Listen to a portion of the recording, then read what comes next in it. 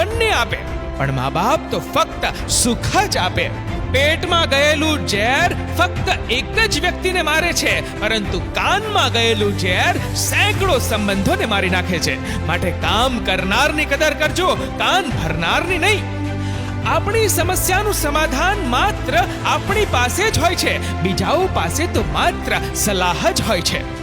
ઇતિહાસ કહે છે ગઈકાલે સુખ હતું, વિજ્ઞાન કહે છે આવતીકાલે સુખ હશે, પરંતુ ધર્મ કહે છે જો મન સારું ને દિલ સાફ હશે તો દરરોજ સુખ હશે. મચ્છર ગાયના આંચળ ઉપર બેસે તો પણ એ ત્યાં લોહી જ પીવાનું, બાકી ત્યાં તો દૂધની ધારા વહેતી હોય છે.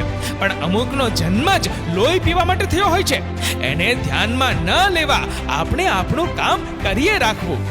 નારદજીએ એકવાર શ્રી કૃષ્ણને પૂછ્યું, પ્રભુ આ દુનિયામાં બધા દુઃખી કેમ છે?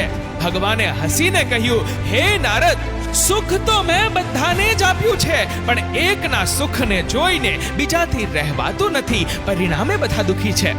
યાદ રાખજો, ખરાબ વ્યક્તિ જો ફક્ત સમજાવવાથી જ સમજી જતો હોય તો આ વાંસળી વગાડવા વાળો મારો કાનો મહાભારત થવા જ ન દેત. જિંદગીના કુરુક્ષેત્રમાં પોતે જ કૃષ્ણ અને પોતે જ અર્જુન બનવું પડે છે. રોજ પોતાના જ સારથી બનીને જીવનની આ મહાભારત પોતે જ લડવી પડે છે. પ્રહલાદ જેવો વિશ્વાસ હોય, દ્રૌપદી જેવી પુકાર હોય, મીરા જેવી વાટ હોય અને સાચા ભક્તની આસ હોય તો કૃષ્ણએ તો આવવું જ પડે છે. મિત્રો, ભગવાન શ્રી કૃષ્ણના આ અમૃત તુલ્ય શબ્દો વિશે તમારું શું કહેવું છે? નીચે કમેન્ટ કરીને જરૂરથી જણાવજો. અને મિત્રો, જો આ વિડીયો ગમ્યો હોય તો વિડીયોને લાઈક કરજો, વધુમાં વધુ લોકો સાથે શેર કરજો અને આવા જ બીજા પ્રેરણાદાયક વિડીયોઝ જોવા માટે સબસ્ક્રાઇબ કરો અમારી ધ ગુજ્જુ મોટિવેશન નામની યુટ્યુબ ચેનલને અને ફેસબુક પર ફોલો કરો અમારા ધ ગુજ્જુ મોટિવેશન નામના પેજને. ધન્યવાદ.